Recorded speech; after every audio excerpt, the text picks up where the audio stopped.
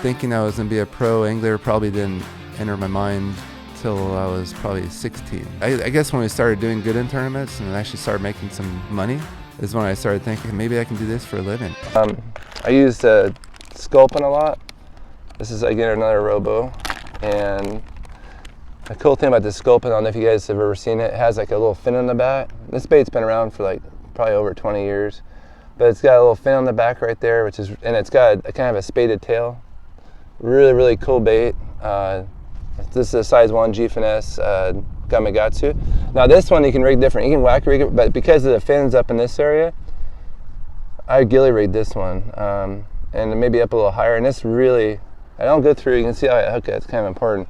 This bait puts off a ton of vibration in the water. Like when I'm moving the bait in the current, I can feel my rod tip shaking when I'm pulling the rod tip. So very good. And this is a 1/2 ounce Picasso. You can see that because I do tie them on, you get a lot more. You used to have a weight before you lose it, and they don't come off as easy. I actually used that one all day yesterday. And I'll show you one more. This is a secret one. I think everybody's kind of learned it, but this is like, I don't know how many guys are using this one, but that's my MM3, the color I showed you now. This is where I caught most of my fish on. And MM3 or Margarita Mutilator, which is kind of the same thing. It's a purple brown. This is actually Aaron's Magic.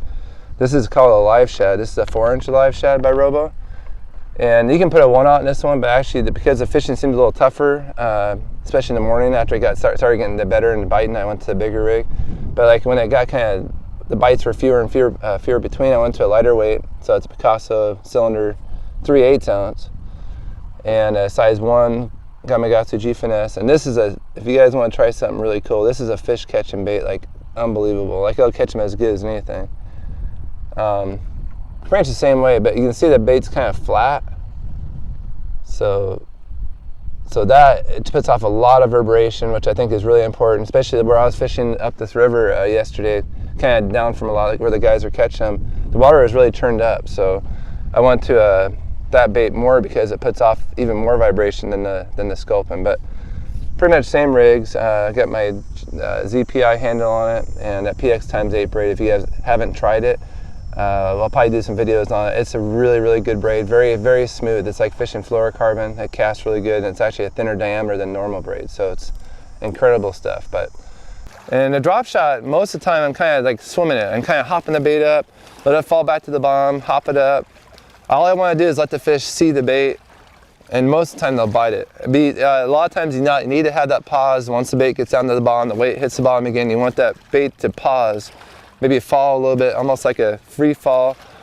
A lot of times I let it fall all the way to the bottom like so. Hop it back up again, shake it. And there's a lot of times when you might have to slow down and like dead stick it. There's a bite right there, right under the boat in 6 feet of water. So there's a lot of times when you kind of need to just barely shake it. And I call that shaking the worm, not the weight. And that comes to bait, like Texas rigging too. A lot of times you want to shake the weight, not the worm. There's a drop shot a lot of times when the fish are really tough to catch. Shaking the worm and not the weight makes all the difference in the world. And that may happen sometimes, and that's totally normal. And it makes the manufacturers make more money. That's what you want to see.